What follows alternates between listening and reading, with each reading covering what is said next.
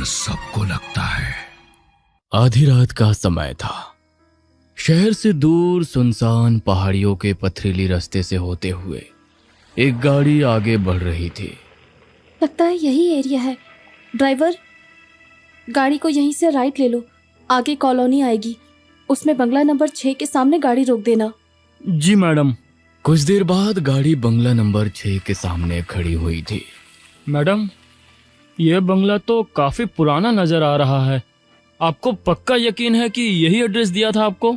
अरे हाँ बाबा, पुराना है तो क्या हुआ, तभी तो कम किराए में मकान मालिक घर देने को तैयार हो गया। अच्छा तुम रुको, मैं अंदर देख कर आती हूँ। मैडम, अंधेरा हो गया है, मुझे तो कुछ ठीक नहीं लग रहा। आप कहें तो कल दिन में आते हैं ना? अरे अंधेरा हो गया है तो क्या हो गया, बड़े डरपोक हो तुम चुपचाप यहाँ खड़े रहो, मैं आती हूँ देखकर। स्वाति बंगले के दरवाजे तक पहुंची तो देखा वो खुला हुआ था।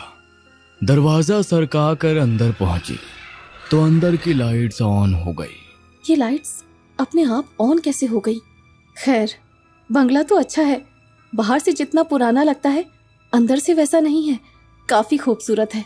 स्वाति बंगले को निहारत हुए उसकी खूबसूरती में खो गई थी। सीढ़ियां चढ़ते हुए वो ऊपर बेडरूम में पहुंच जाती है। काफी देर हो गई मैडम को अंदर गए हुए, अभी तक नहीं लौटी। पता नहीं इतने बड़े बंगले में अकेले क्या कर रही हैं। मुझे तो यहाँ अकेले खड़े होने में भी डर लग रहा है।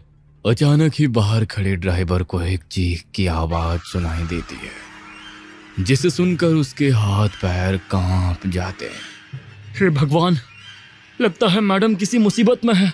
ड्राइवर दौड़कर बंगले के अंदर पहुंचता है तो देखता है स्वाति सीढ़ियों से नीचे उतर रही थी। आप ठीक तो है ना मैडम? क्यों, मुझे क्या होगा, ऐसे क्यों पूछ रहे हो? वो मैडम, मुझे चीख की आवाज सुनाई दी, इसलिए मैं घबरा गया। नहीं तो, ऐसी तो कोई आवाज नहीं आई, तुम्हें वहम हुआ होगा, चलो चलते हैं। स्वाति से बात करते हुए ड्राइवर को पर्दे के पीछे एक परछाई हिलती हुई नजर आती है। मैडम, ये जगह मुझे ठीक नहीं लग रही, उधर कोई है लगता है, आप जल्दी चलिए ना। अच्छा चल रहे हैं, कितना घबराते हो तुम। स्वाति गाड़ी से अपने घर के लिए निकल गई थी। घर पहुंच गए। अरे माँ, इतना खूबसूरत बंगला था, मैं तो देखती ही रह गई। बस अब फाइनल हो गया, हम लोग इस बंगले में शिफ्ट कर रहे हैं। मैं गुप्ता जी को फ़ोन करके फाइनल कर देती हूँ। भैया ने बंगले में शिफ्टिंग की जिम्मेदारी मुझे दी है, तो मैं चाहती हूँ सब एकदम परफेक्ट हो। गुप्ता जी, आपका बंगला हमें बहुत पसंद आया, हम जल्द ही वहाँ शिफ्ट कर रहे हैं। अरे वाह, इससे अच्छी बात और क्या हो सकती है। मैं अगले महीने ही इंडिया आऊंगा, तब पेमेंट वगैरह देख लेंगे। आप अभी शिफ्ट कर लीजिए, कोई परेशानी नहीं है। गुप्ता के कहने पर अगले ही दिन स्वाति अपने पूरे परिवार के साथ बंगले में शिफ्ट हो गई थी। बंगले में आने के बाद, स्वाति बेटा, क्या बात है, जब से यहाँ आए हैं तू कुछ बदली बदली सी रहती है, ना किसी से बात करती है, ना साथ बैठकर खाना खाती है। तू ठीक तो है ना? ठीक हूँ माँ, मुझे क्या होगा। अच्छा, खाना लगा दूँ तेरा? नहीं, मेरा मन नहीं है। लेकिन इतनी रात में बाहर कहाँ जा रही है? मैं गार्डन में हूँ, आप सो जाइए। बाहर बहुत ठंड है बेटा, इतनी रात को बाहर क्या करेगी? अरे आप सो जाओ ना। स्वाति की बात सुनकर उसकी माँ चुपचाप अपने कमरे की ओर जाने लगती है। कुछ देर तक वो खिड़की से अपनी बेटी को गार्डन के झूले पर बैठकर झूलते हुए देखती रहती है और फिर आंखें बंद करके बिस्तर पर लेट जाती है। हे भगवान, मैं तो दही जमाना भूल ही गई, अभी जमा देती हूँ, वरना सवेरे दिक्कत हो जाएगी। जैसे ही स्वाति की माँ रसोई में आती है, सामने का नजारा देखकर उसकी आंखें फटी रह जाती हैं।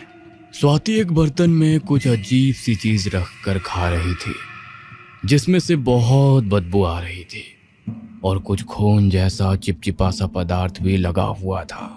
अभी तो ये बाहर झूले पर बैठी थी, इतनी जल्दी अंदर कैसे आ गई? स्वाति की माँ ने रसोई की खिड़की से बाहर झांक कर देखा। झूला अभी भी हिल रहा था, लेकिन अभी स्वाति वहां नहीं थी। स्वाति बेटा, ये क्या खा रही है तू?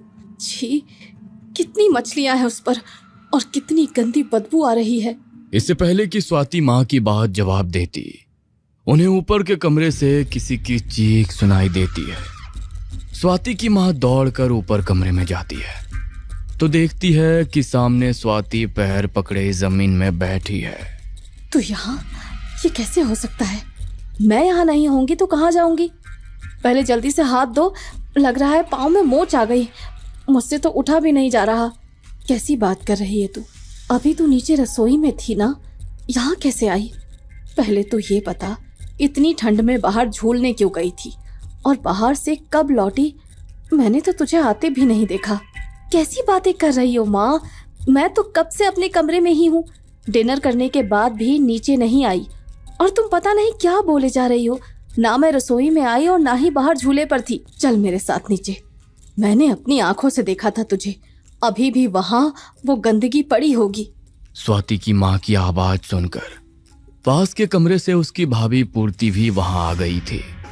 स्वाति की माँ अरुणा और पूर्ति नीचे जाते हैं तो देखते हैं रसोई में कोई भी नहीं है और ना ही वहां कोई बदबू फैली हुई है जैसा अरुणा ने बताया था।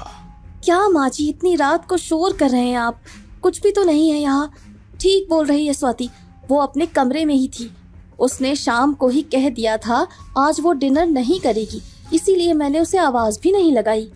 ये सब क्या बोल रही हो तुम दोनों? सबके खाने के बाद ये नीचे आई थी। मैंने खाने के लिए पूछा तो इसने खाना खाने से इनकार कर दिया और फिर बाहर गार्डन में जाकर झूला झूलने लगी। पिछले आधे घंटे से मैं इसे अपने कमरे की खिड़की से झूलते हुए देख रही थी और फिर जब मैं रसोई में आई तो ये मुझे यहाँ कुछ खाते हुए दिखाई दी। आप शांत हो जाइए माँ जी, कभी कभी धोखा हो जाता है। अच्छा ठीक है, आप चलिए अपने कमरे में। अरुणा का मन मानने को तैयार ही नहीं था कि जो कुछ भी उसने अभी अपनी आंखों से देखा वो सब उसका वहम था। किसी इंसान को एक बार वहम हो सकता है, बार बार नहीं। कुछ तो था वहां। पूरी रात अरुणा बेचैनी से अपने कमरे में चहलकदमी करती रही। अगले दिन सवेरे वो उठी तो उसे तेज बुखार था। माँ जी, आपको तो तेज बुखार है, लगता है तभी वो सब आपको दिखाई दे रहा था। आप आराम कीजिए, मैं आपके लिए कुछ खाने को लाती हूँ। पूर्ति नीचे खाना बनाने जाती है तो देखती है कि ननद स्वाति कमरे में कुछ ड्राइंग बना रही है। स्वाति, स्वाति, क्या कर रही हो इतनी सुबह? तुम्हें ऑफिस नहीं जाना क्या? नहीं, मुझे कहीं नहीं जाना, तुम जाओ यहाँ से। अरे ये क्या बोल रही हो तुम? ठीक तो हो ना? पूर्ति देखती है कि स्वाति ने कागज पर कुछ डरावना स्केच बनाया हुआ है। क्या है ये सब? अरे पूर्ति भाभी, क्या हुआ? आप यहाँ परेशान क्यों लग रही हो? अभी तुम मुझ पर चिल्ला रही थी और अब अचानक से बदल कैसे गई? नहीं तो मैंने कब चिल्लाया? आप नीचे जा रही हो क्या? स्टोर से हथौड़ा लेती आओगी, मुझे अपनी फोटो लगानी है। हाँ ठीक है। पूर्ति जैसे ही स्टोर रूम के दरवाजे तक जाती है, नीचे बिखरे तेल पर उसका पांव फिसल जाता है और वो जमीन में गिर पड़ती है। यहाँ तेल कैसे आया? क्या स्वाति ने जानबूझकर मुझे यहाँ भेजा? वैसे तो यहाँ कोई आता जाता नहीं है, मैं प्रेग्नेंट हूँ जानते हुए भी।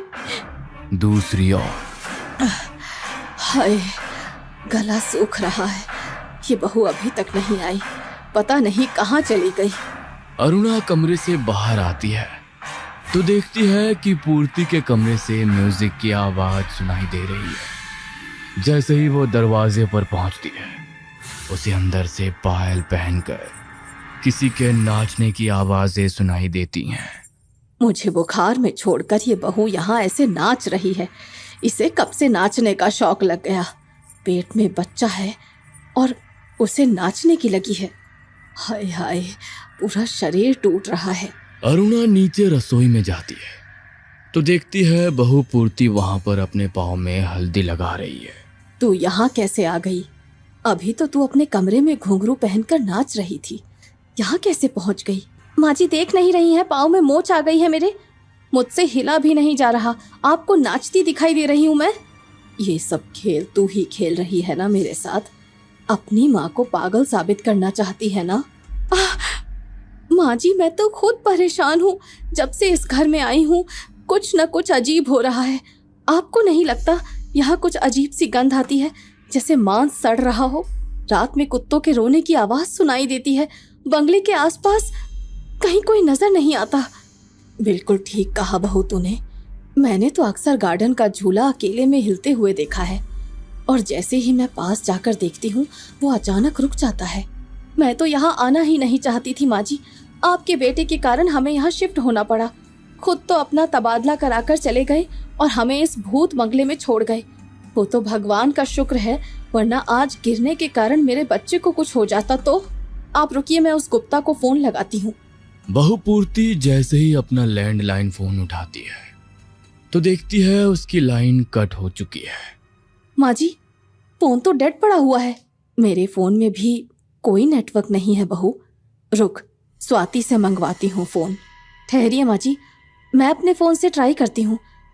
पूर्ति किसी तरह सीढ़ी चढ़कर ऊपर जाती है और अपना फोन लेकर नीचे आती है। सच सच बताइए गुप्ता जी, आखिर आपके मकान में ऐसा क्या है जिसने हमारी नींद उड़ा के रखी है? कुछ अजीब सी मनहूसियत है इस बंगले में। मैं आपको शब्दों में नहीं बता सकती, लेकिन कुछ अजीब सा महसूस होता है हमें।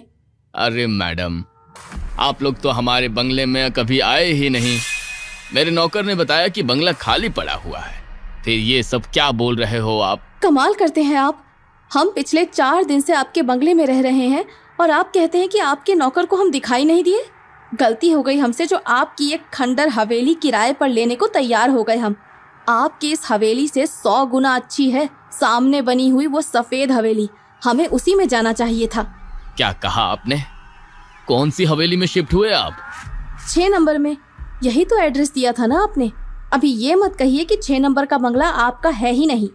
मैडम, 6 नंबर बंगला तो मेरा ही है, लेकिन मैं आपको बताना चाहता हूँ कि जिस सफेद बंगले की आप बात कर रही हैं ना, उसी बंगले का नंबर 6 है और वो मेरा बंगला है।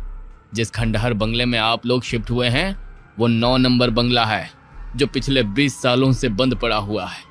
आज तक कोई भी एक दिन से ज्यादा नहीं बिता सका उस बंगले में। मुझे लगता है आपको कोई गलतफहमी हो गई है। आप लोग जितना जल्दी हो सके उस बंगले से बाहर निकलें। 6, 9?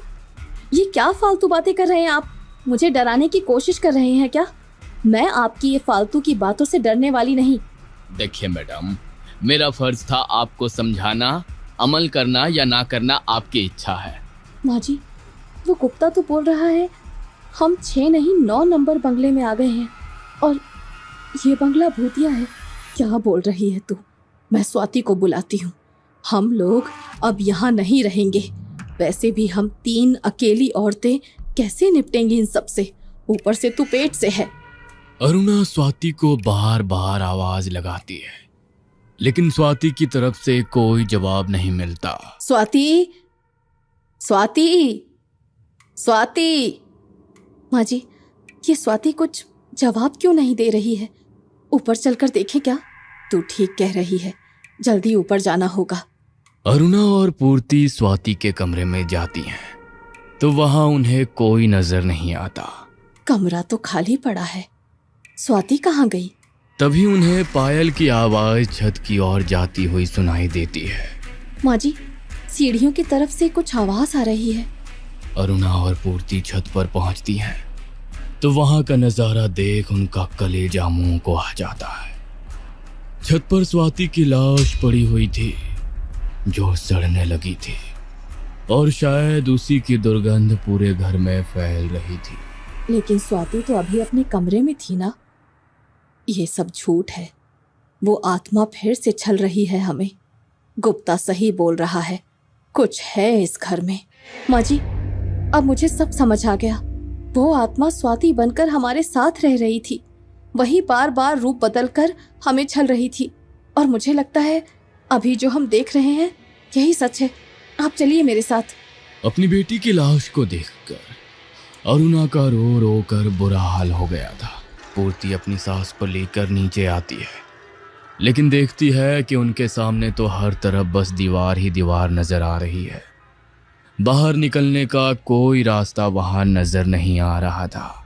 बहू, हम ये कैसी भूल भुलैया में फंस गए हैं। लगता है हम यहाँ से बाहर नहीं जा पाएंगे। स्वाति की तरह वो हमें भी मार डालेगी। हिम्मत से काम लीजिए माँ जी, सब ठीक हो जाएगा, कोई ना कोई रास्ता जरूर होगा। बहू, मैं अकेले नहीं रुक सकती, मुझे बहुत घबराहट हो रही है। ठीक है, आप चलिए मेरे साथ।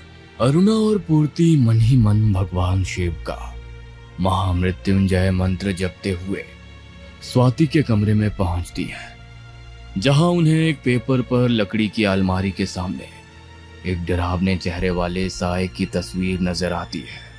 माँ जी, जब मैं स्टोर रूम में गई थी, मैंने ऐसी ही एक अलमारी वहाँ देखी थी। शायद उस अलमारी में कुछ हो जो हमारी मदद हो जाए। पूर्ति स्टोर रूम में पहुंचती है तो उसे वहां वही अलमारी नजर आती है। पूर्ति अलमारी को जैसे ही हाथ लगाती है, एक जोरदार झटका उसे लगता है और वो उछलकर जमीन में गिर पड़ती है। गर्भवती पूर्ति जमीन में पड़ी दर्द से छटपटा रही थी। तभी उसे वहां पर बिखरे बाल और डरावने चेहरे वाली औरत दिखाई देती है, जिसे देखकर वो दोनों बहुत घबरा जाती हैं। पूर्ति एक बार फिर उठकर अलमारी को खोलती है तो उसे अंदर एक कंकाल नजर आता है। माँ जी, शायद ये इसका शरीर है, अंतिम संस्कार नहीं हुआ, इसीलिए उसकी आत्मा भटक रही है। हमें इसे मुक्ति दिलानी होगी। देखो, हम तुम्हारी मदद करना चाहते हैं, हमें छोड़ दो।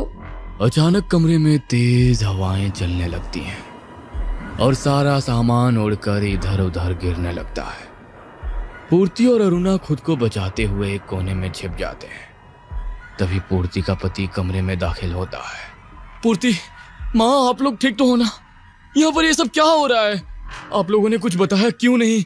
अच्छा हुआ गुप्ता जी ने फोन करके मुझे सब कुछ बता दिया, वरना पता नहीं क्या हो जाता। हम ठीक हैं, जल्दी से लाइट निकालो और ये कागज रखकर इस अलमारी को आग लगा दो, वरना हम में से कोई नहीं बचेगा। वे तीनों मिलकर उस औरत के कंकाल को आग के हवाले कर देते हैं। अचानक कमरे में उठ रहा तूफान शांत हो जाता है। माहौल शांत होने पर वे तीनों हॉल में पहुंचते हैं तो बाहर जाने का गेट उन्हें खुला हुआ नजर आता है। बिना कुछ भी सोचे तीनों वहां से बाहर आ जाते हैं। स्वाति को खोकर उनके दिल को गहरी चोट तो पहुंची थी, लेकिन खुशी इस बात की थी कि पूर्ति और उसका होने वाला बच्चा सही सलामत थे।